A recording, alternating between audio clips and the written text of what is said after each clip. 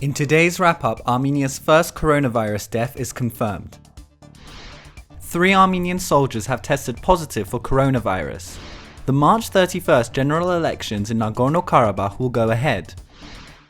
The World Food Programme will provide Armenia with ventilators. And the government discussed the $300 million aid package for businesses.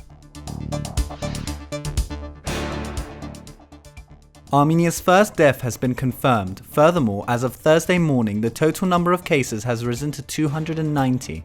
Prime Minister Nikol Pashinyan stated during a cabinet session that the government will negotiate with private hotels to reserve additional spaces for people under quarantine. Minister of Health Vardan Petrosyan said that the health sector remains at a significantly critical moment. At a press conference after the meeting, Petrosyan said, "Our forecast should make it possible that we may still need existing hospitals for a long time." According to him, due to the reduction of planned operations and visits, the sphere will face financial difficulties.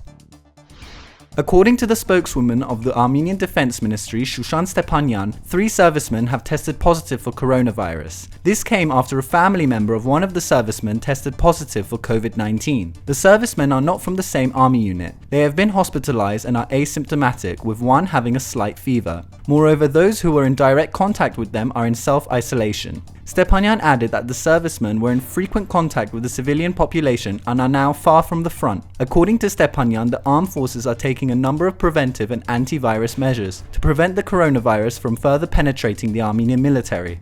A further 32 soldiers will be tested for the presence of the virus.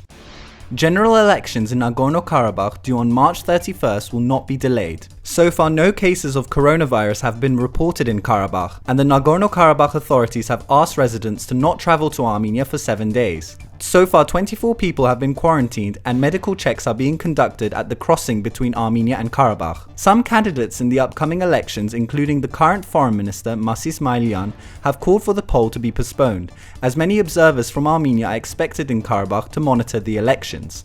Prime Minister Nikol Pashinyan stated, however, that medical screenings will be conducted for the observers before they enter Nagorno-Karabakh. Furthermore, they will keep distance from residents and be checked again upon entering polling stations. During a meeting between President Armen Sarkisyan and the World Food Programme country director in Armenia, Yelena Milosevic, the WFP will provide Armenia with ventilators. Milosevic stated that the WFP has already made the request to international donors and will work to have the ventilators sent to Armenia as soon as possible.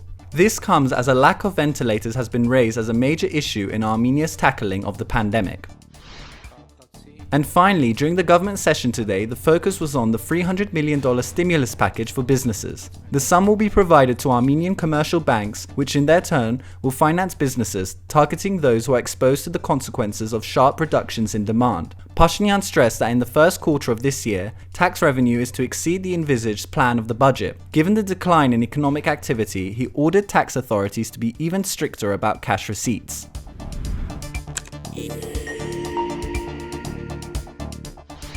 ＳիվիլNet took footage of Yerevan now that the lockdown has taken effect. We'll leave you with some bird's eye footage of the pink city, empty and battling with the novel coronavirus.